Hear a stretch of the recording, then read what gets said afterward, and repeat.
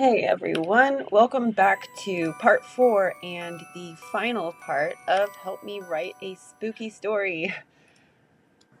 In this video, you will see as I finish up our opening scene, which means putting together everything from videos 1 through 3, where we outlined our story in beat sheets. We learned how to format our script with the help of Celtx.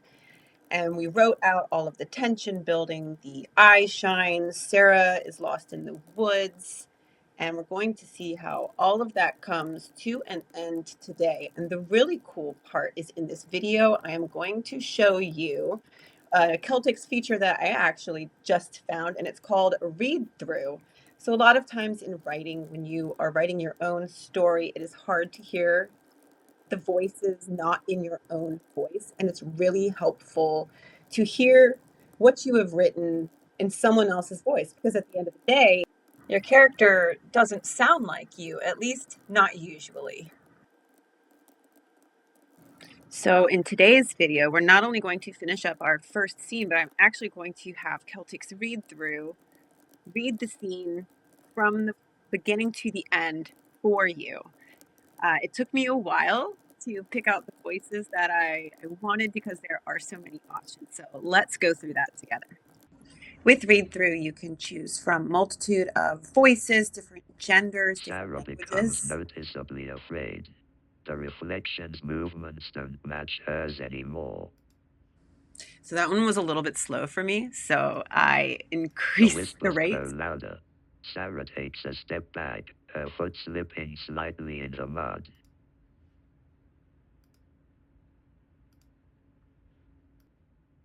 The wind picks up slightly, rustling the leaves. It sounds like whispers.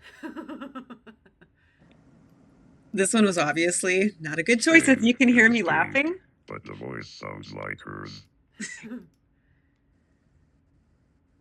So now I'm going through and I'm just trying to find what feels right for my characters, choosing the correct pitch and the speed, the cadence of the way that they speak. She chuckles nervously, but as she looks back at her reflection, it's smiling, a wide, distorted grin. That sounds more like the wind picks up slightly. Google Lady. So the Google Lady was not the right choice for my characters either. So it took me a little while to really nail down which ones I liked and the speed in which they speak. But when I did finally find it, it was super effective and really fun.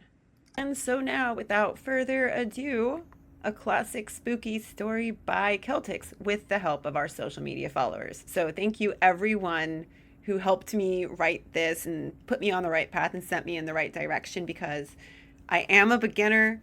As a seasoned writer, I feel like I can tell a good story, but I have never written a script before. So this was a ton of fun. I highly recommend you try Celtx for yourself. Put your ideas on paper, because everybody's got an idea and we just want to help you tell it, and I hope you enjoy mine. Text. Woods. Night. Sarah, a young woman in her early 20s, is walking alone in the woods at night. It is cold enough to see her breath in the air. She holds a flashlight, shining it around as she tries to find her way back to the trail. Sarah. Muttering to herself. Why did I stray so far? They warned me about this. The ground crunches loudly beneath her feet, breaking the heavy silence of the woods. She pauses, a flicker of worry crossing her face. Sarah. Trying to calm herself. Okay, it's just the dark. It's what you can't see that'll hurt you, right? As she pans her flashlight to the left, she suddenly freezes, catching a glimpse of eyeshine lurking in the thick brush. Her heart races, and she stumbles back, the beam of light shaking in her hand. Sarah. Sharp whisper. Probably just an animal. She steadies the flashlight, sweeping it across the trees, then over to the right. The light reflects off the surface of water in the distance. She frowns. Stepping forward, her expression shifts to slight relief. Sarah. To herself. Water. I must have wandered farther off the trail than I thought. Sarah cautiously approaches the shore. The flashlight beam traces the water's edge. The water is eerily still. Sarah. Trying to reassure herself. Okay, follow the water. Find civilization, right? She moves closer, panning the flashlight across the dark, calm surface of the pond. Her relief fades as she spots her reflection. Something feels off. Her reflection's eyes are darker, hollow. The face appears too narrow, the arms too long. Sarah glances up at the trees, now swaying with a slight breeze. Sarah. To herself, trying to stay calm. Wind does weird things to water, right? She chuckles nervously, but as she looks back at her reflection, it's smiling, a wide, distorted grin. The wind picks up slightly, rustling the leaves. It sounds like whispers. Faint, indistinct, but the voice sounds like hers. Sarah becomes noticeably afraid. The reflection's movements don't match hers anymore. The whispers grow louder. Sarah takes a step back, her foot slipping slightly in the mud. The reflection's arm moves, slowly, deliberately, reaching out from the water. Sarah. Whispering, horrified. What are you?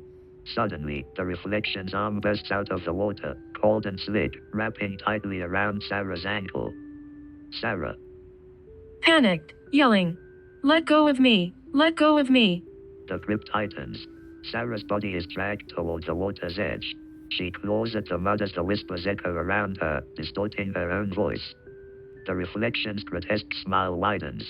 The whispers alone become a chorus. Sarah is pulled into the dark water. Her scream is cut short as she disappears beneath the surface. Silence. The water stills. The flashlight flickers on the shore, casting eerie shadows across the trees. Etched. Pond shore, moments later. The water ripples. Slowly, Sarah rises out of the pond, water dripping from her hair and clothes. Her movements are slow, unnatural. She picks up the flashlight. Her fingers linger on the cold metal before she lifts it, shining it on her face. Her face is visible now, hollow eyes, too wide smile. It's Sarah, but not.